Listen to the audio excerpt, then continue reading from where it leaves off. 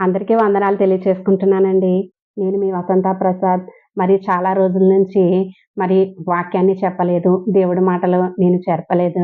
దయతో దేవుడు నన్ను క్షమించి మరి బలహీన స్థితిలో నేనున్నా కూడా దేవుడు నన్ను స్వస్థపరిచి మళ్ళా దేవాతి దేవుడు కృపతో మాత్రమే ఈరోజు నేను సజీవంగా ఉన్నానండి. మరి అలాగని పెద్ద విషయం అయితే కాదు. నాకు జ్వరంతో బాధపడ్డా కూడా యేసయ్య నన్ను స్వస్థపరిచారు. మరి నేను ప్రతి మెసేజ్‌కి చెప్పినట్లు ఈ మెసేజ్ కూడా చెప్తున్నాను. నేను సేవకురాలిని కాదండి. కేవలం చిన్న విశ్వాసిని మాత్రమే. దేవుడు నా జీవితంలో అనేకమైన ఆశీర్వాదాలతో నింపుతున్నారు యేసయ్య. మరి నేను నజరేయుడనే దేవుణ్ణి తెలుసుకొని ఆశీర్వదించబడుతున్నాను కనుక, మీరందరూ కూడా దేవుని ప్రేమను తెలుసుకొని ఆశీర్వదించబడాలని, దేవుని రాజ్యానికి మీరు నేను కూడా వారసులుగా ఉండాలనే ఉద్దేశంతో, దేవుని ప్రేమతో నేను ఈ ఛానల్ స్టార్ట్ చేశానండి.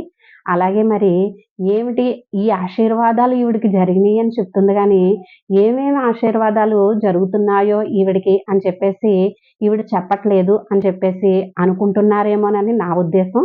కానీ నేనైతే నిజమేనండి.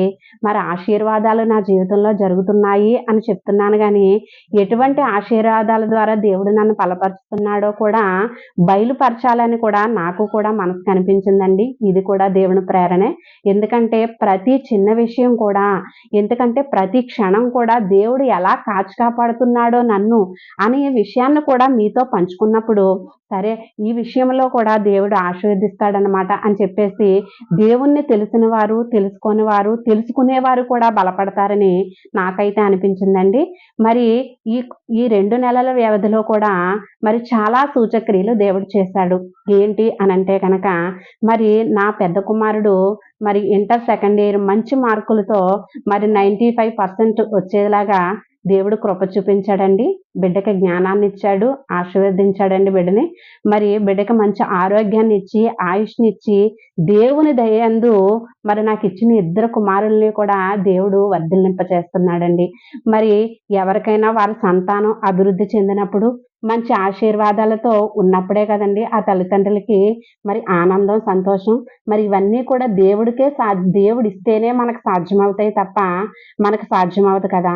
ప్రతి తల్లిదండ్రులు ఏమనుకుంటారంటే, నా బిడ్డలు ఎంతో బాగా చదవాలి. ప్రతి ఒక్క బిడ్డ నా బిడ్డ మంచి మార్కులతో పాస్ అవ్వాలి అని కానీ ప్రతి తల్లిదండ్రులు అనుకుంటారు. కానీ కొంతమందికి నెరవేరుతాయి. కొంతమందికి నెరవేరవు. ఆ నెరవేరనంత మాత్రాన వారి బిడ్డలు బుద్ధిహీనులైతే కాదు, అజ్ఞానులైతే కాదండి. ఏదో ఒక ఆశీర్వాదం దేవుడి వరకు దాచిపెట్టే ఉంచుతాడు. కానీ దేవుని మహాకృపను బట్టి మరి మంచి పర్సెంటేజ్ కావాలని ఆశించింది దేవుడు నా జీవితంలో, నా బిడ్డ యొక్క జీవితంలో నెరవేర్చాడు అని చెప్పేసి ఈ ఈ మహిమ దేవునిదే అని నేనైతే అనుకుంటున్నానండి. మరి ఇలాంటివన్నీ కూడా దేవుని ఆశీర్వాదాలే కదండీ! చిన్న చిన్న ఆశీర్వాదాలే కాదండి. చిన్న చిన్న ఆశీర్వాదాలే అవే పెద్దగా దేవుడు మనకి అందిస్తాడండి. ఎందుకనంటే గనక అలాగే బీటెక్‌లో కూడా మంచి కాలేజీలో మంచి సీటును దేవుడు మాకు సిద్ధపరిచాడండి నా బిడ్డకి. అలా ఏంటంటే ఊహించినంత రీతిగా నా బిడ్డని ఏ కాలేజీలో జాయిన్ చేయాలి? ఎలా ఉండాలి? అసలా మా పరిస్థితులేంటి? ఇవన్నీ కూడా ఫీజులు కట్టే విషయంలో అవనివ్వండి, ఎలా అవనివ్వండి, ఆర్థికంగా దేవా మమ్మల్ని ఎలా బలపరుస్తావు అనేసి మంచి యూనివర్సిటీలో వెయ్యాలని నేను ఆశపడ్డాను. కానీ ఆ ఆశకు తగ్గ మరి ఒక ఆర్థిక సహాయం కావాలి. మరి బిడ్డ దానికి లోబడాలి. నిజమే నేను ఎంత దూరమైనాను చదవగలుగుతాను. దేవుడి కృపతో నిలబడగలుగుతానని బిడ్డలను కూడా దేవుడే సిద్ధపరచాలండి. ఎందుకంటే ఎవ్వరూ కూడా మనం చెప్పేది వినరండి. దేవుడు ప్రేరేపించింది మాత్రమే వింటారు. దానికి దేవుడు ఆశీర్వాదకరమే కావాలండి. అలాగే నా పెద్ద కుమారుడిని మరి మంచి యూనివర్సిటీలో జాయిన్ చేయడానికి దేవుడు ఆర్థికంగా సహాయం చేశాడు. ఆరోగ్యంగా ప్రతి విషయంలో దేవుడు సహాయం చేశాడండి.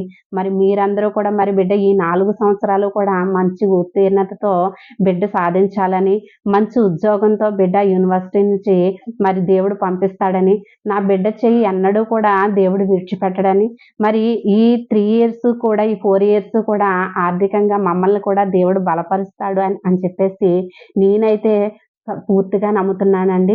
నిన్ను కాపాడువాడు కొనకడు, నిద్రపోడు అని చెప్పేసి వాక్య గ్రంథంలో ఉన్నట్టుగా దేవా! నువ్వు ఈ దీన కుటుంబాన్నయిన నన్ను ఎన్నడూ విడిచిపెట్టలేదు కాబట్టి, నన్ను, నా బిడ్డలని, నా భర్తని ఎప్పటికీ విడిచిపెట్టవు ప్రభువా! నీ కాపుదలలో నన్నుంచుతున్నావు ప్రభువా! అని చెప్పేసి ప్రతిదినం నేను ప్రార్థన చేసుకుంటానండి. ఈ రోజు నుంచి కూడా నాకైతే అనిపించింది, నా జీవితంలో, నా కుటుంబంలో ప్రతీదీ కూడా ఏ ఆశీర్వాదం, ఏ పని జరిగినా కూడా మీ అందరితో కూడా పంచుకోవాలని నాకైతే ప్రేరణ కలిగిందండి. మరి మీ అందరి బిడ్డలు కూడా మరి ఉద్యోగాల్లో అవనివ్వండి, లేకపోతే విద్యలో అవనివ్వండి, దేవుడు మీ బిడ్డలందరినీ కూడా ఆశీర్వదించాలని నేనైతే మనస్ఫూర్తిగా కోరుకుంటున్నానండి. నేనైతే ఒక్కటే ప్రార్థన చేశానండి. నీ చిత్తం ఎలా ఉంటే అలా జరిగించు. నా బిడ్డకి ఇది ఒక మలుపు లాంటిది జీవితంలో. ఆ మలుపును నీ మార్గంలో నడిపించు. నీ మార్గాన్ని తెరవు యేసయ్యా. నా సొంత ఆలోచన, సొంత బుద్ధి కాదు. బిడ్డకొచ్చిన ఆలోచన కాదు. నీ ప్రణాళిక ఏ యూనివర్సిటీలో ఉంటే, ఎక్కడైతే నువ్వు సిద్ధపరుస్తావో అక్కడ నా బిడ్డని చదివించు. నేనైతే పెంచలేను. నేనే పాటిదాన్ని పెంచడానికి. వారిని తీర్చిదిద్దడానికి నేనే పాటిదాన్ని ప్రభువా! నేనైతే పనికిరాని దాన్ని. నువ్వైతే పనికొచ్చే పాత్రగా మారుస్తావు పనికిరాని వారిని కూడా అని చెప్పేసి మి ప్రార్థన చేసుకున్నాను.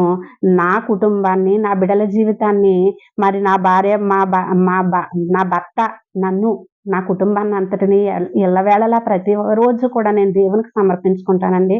మరి తద్వారా దేవుడు అనేకమైన మేలులు నాకు దయచేశాడని నేనైతే హృదయపూర్వకంగా దేవునికి సాక్షిగా చెప్పుకుంటున్నాను.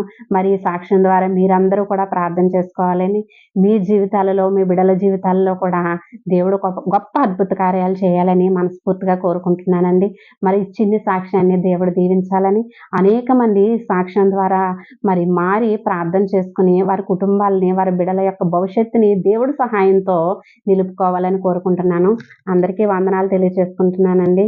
మీ వసంత ప్రసాద్.